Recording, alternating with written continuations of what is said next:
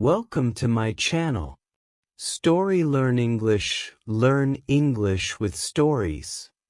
People say that Rai-Den, the thunder, is a loveless, vengeful spirit who scares people and treats them cruelly. These are people who are terrified of the storm and hate thunder and lightning. They speak as badly as they can about Rai-Den and his son, Rai-Taro. But they are mistaken. Rai-Den Sama lived in a cloud castle, high in the blue sky. He was a great and powerful god and ruler over the elements. Rai-Taro was his only son. He was a good boy and his father loved him very much. In the cool of the evening, Rai-Den and Rai-Taro walked on the ramparts of the cloud castle. From the ramparts, they watched the doings of the people on the land of the reed plains. They looked to the north and the south, the east and the west. They often laughed, very often. Sometimes they sighed deeply. Sometimes Rai-Taro leaned far over the wall to see the children who lived and played on the earth. One evening, Rai-Den Sama said to Rai-Taro, "Watch the doings of the people well this evening, my child." Rai-Taro replied, "I will watch well, father." They looked from the northern rampart and saw great lords and armed men go to battle. From the southern rampart, they saw priests and acolytes serve in a holy temple where the air was dim with incense and where the images of gold and bronze shone in the twilight. From the eastern rampart, they saw a ladies' arbor where a beautiful princess sat, with a group of pink-dressed maids playing music for her. There were also children playing with a flower cart. "Ah, what lovely children," said Rai-Taro. From the western rampart, they saw a toiling farmer in a rice field. He was really tired and his back hurt. His wife toiled at his side. If he was tired, it is easy to believe that she was even more tired. They were very poor and their clothes were ragged. "Do they have children?" asked Rai-Taro. Rai-Den shook his head. "Not at the moment." "Did you look carefully, Rai-Taro?" he asked. "Did you watch the doings of the people well tonight?" "Father," said Rai-Taro, "of course I looked carefully." "Then choose, my son, choose, for I am going to send you to live on earth." "Must I go among the people?" asked Rai-Taro. "Yes, my child, you must go." "I will not go with the armed men," said Rai-Taro. "Fighting would make me sick." "Oh ho, do you say that, my son? Will you then go to the arbor of the fair lady?" "No," said Rai-Taro. "After all, I am a man. I will not let my head be shaved to live with the priests." "Then what? Will you choose the poor man? You will have a hard life with a meager wage, Rai-Taro." Rai-Taro said, "They have no children. Maybe they will come to love me." "Go in peace," said Rai-Den Sama, "for you have made a wise choice." "How shall I go, my father?" asked Rai-Taro. "Honorably," said his father, "as befits a prince of the high heaven." The poor farmer was toiling in his rice field at the foot of Mount Hakusen in Ikizan province. Day after day and week after week, the blazing sun beat down. The rice field was dry, and the young rice had been burned. "Alas, alas!" cried the poor farmer. "What shall I do if my rice crop fails? May the dear gods have mercy on all poor people."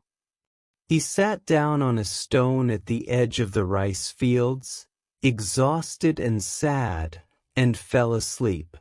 When he woke up, the sky was black with clouds. It was only midday, but it was as dark as night. The leaves of the trees trembled together, and the birds stopped singing. "A storm, a storm!" cried the poor farmer. Rai-Den-sama is riding on his black horse, beating the great drum of thunder. We will have abundant rain. Thank you, thank you.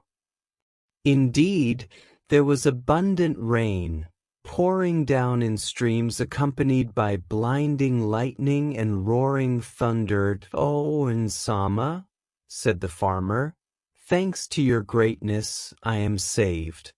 This is more than enough." With that, the bright lightning flashed again and struck the earth in a ball of living fire. The sky cracked with a mighty thunderclap.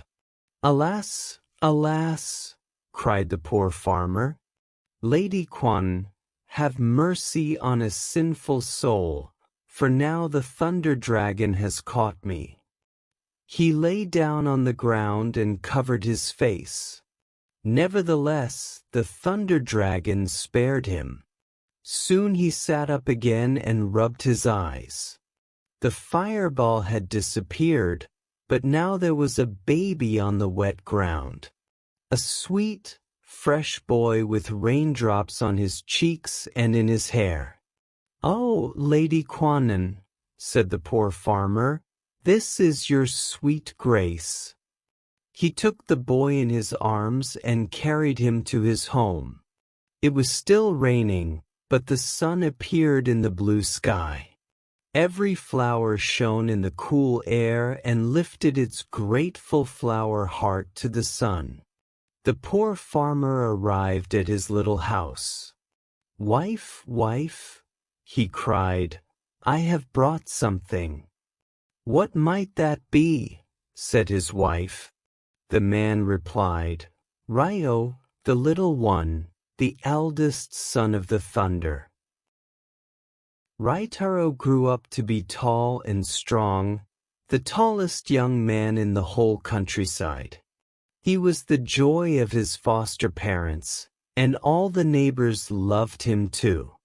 When he was 10 years old, he worked like a man in the rice field.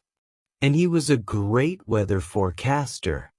"Father," he said, "let's do this and that while we still have this beautiful weather." Or he said, "Father, let's do everything now, for there is a storm coming tonight." And it happened just as he had predicted.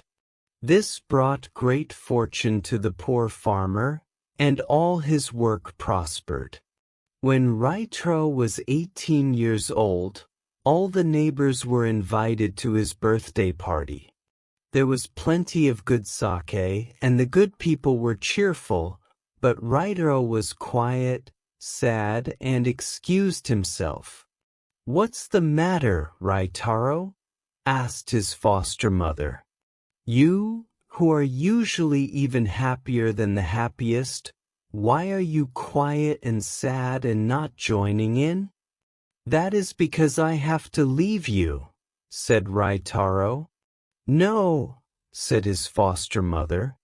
"Never leave us, Rai-Taro, my son." "Why would you leave us?" "Mother, I will go because I must," said Rai-Taro in tears. "You are such a great happiness to us, and you bring us so much. You are such a great blessing to us and bring us so much. What have I been able to give you?" "But what have I been able to give you, Rai-Taro, my son?" Rai-Taro replied, "You have taught me 3 things, to work, to suffer, and to love. I have learned more than the immortals."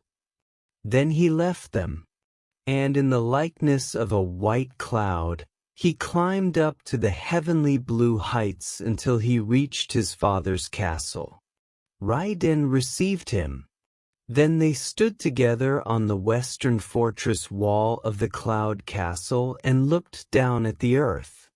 The foster mother wept bitter tears, but her husband took her by the hand. "My dearest," he said, "it is not for long. We will soon grow old.